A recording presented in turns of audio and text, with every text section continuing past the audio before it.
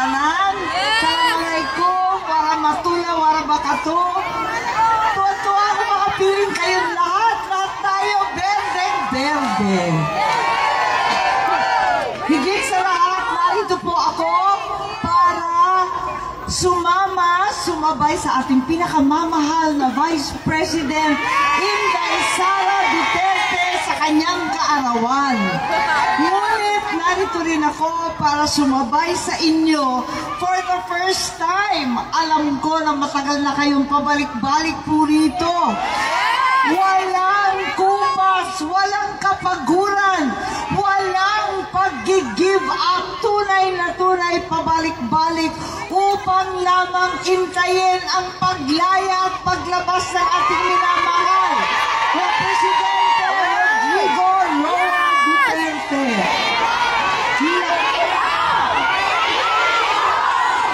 Sabay-sabay po natin iuuwi siya.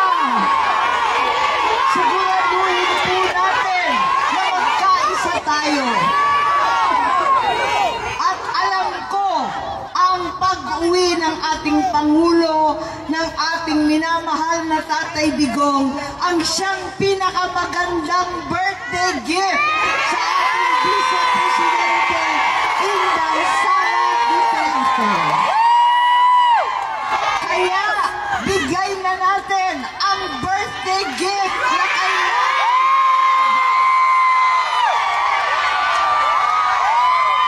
Ang laki ng hirap ng ating Vice Presidente Inday. Sinabi na niya, hayaan na natin yung Quadcom at impeachment na yan. Baliwala na yung pang-aapi sa akin at sa Vice Presidential Office. Basta iuwi natin ang aking ama.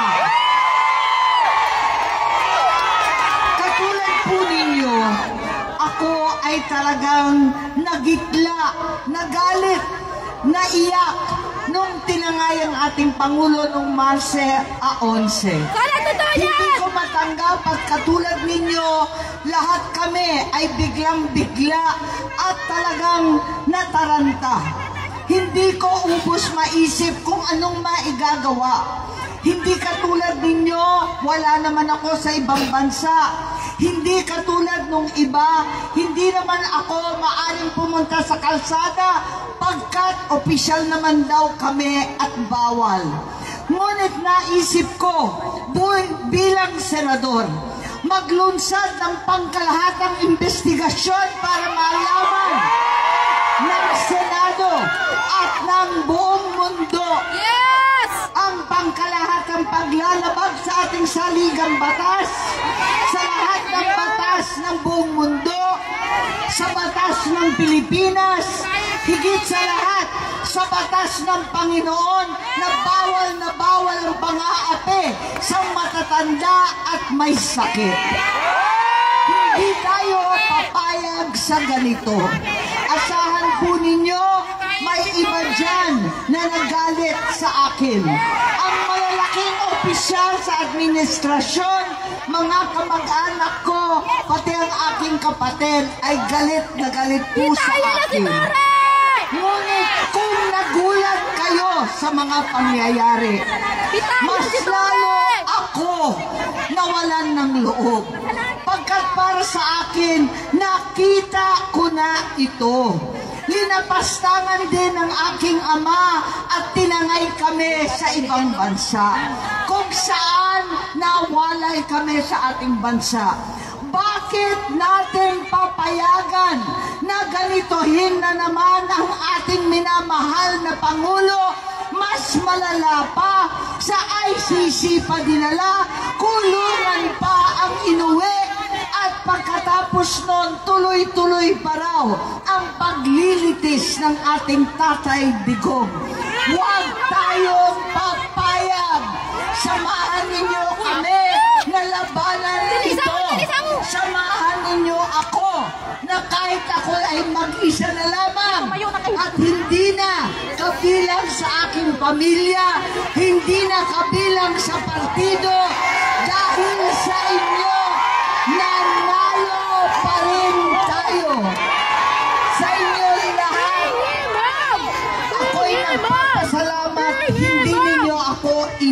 yan.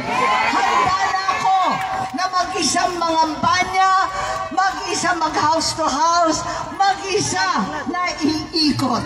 Ngayon pala, hindi ako naulila.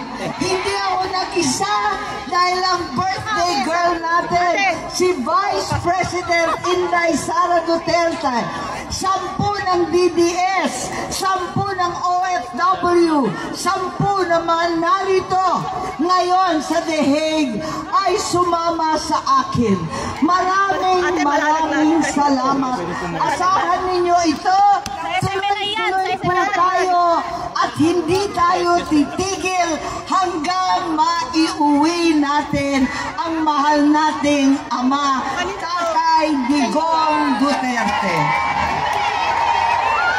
Maraming salamat sa inyo, sa lahat ng OFW.